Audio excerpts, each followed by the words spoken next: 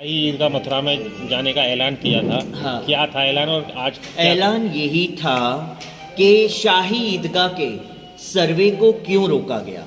और मैं कहती हूँ मुस्लिम पक्ष को किस बात का डर है कि शाही ईदगाह में मंदिर होने का डर है, या उन्होंने कुछ शाही ईदगाह के अंदर छुपा रखा है, मंदिरों के अवशेष को छुपा रखा है, या उस बात का डर है।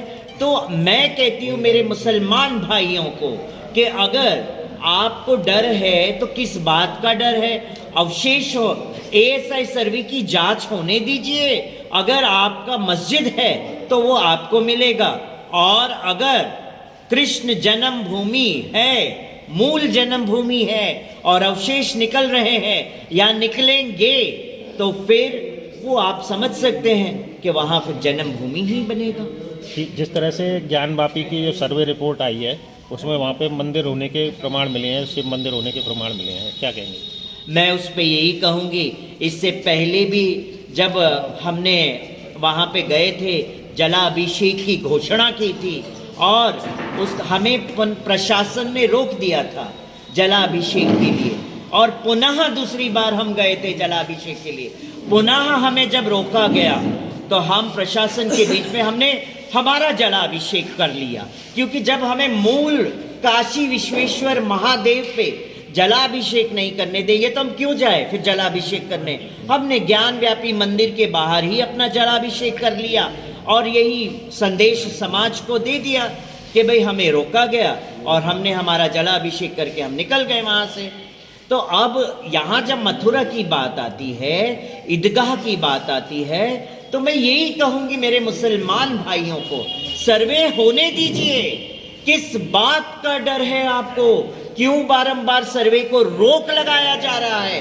क्यों आप कोर्ट से एप्लीकेशन डाल रहे सर्वे रोकने का?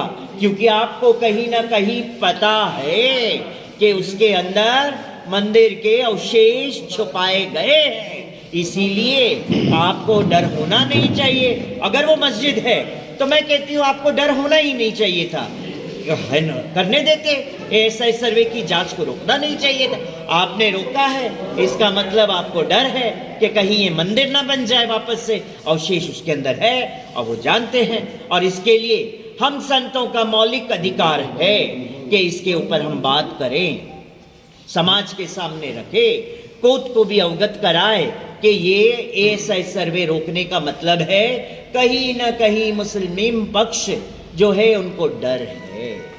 आज जिस तरह से आपने ऐलान किया था, आज आपको प्रशासन ने यही रोक दिया है, क्या कहेंगे? मैं यही कहूँगी, मैं तो पहले ही ऐलान कर चुकी थी शांतिपूर्वक करने की, मुझे तो कुछ ऐसा करना नहीं था, मगर प्रशासन को मैं क्या कह सकती हूँ, है ना। प्रशासन के सामने तो हम सब नतमस्तक है, क्या करेंगे, मजबूर है हम।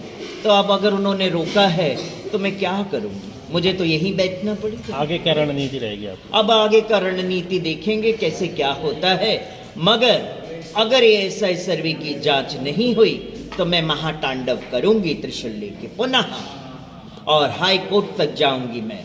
जब जब तारीख होगी ईदगाह को लेकर तो मैं कोर्ट में भी जाके खड़ी रह के महातांडव करूंगी।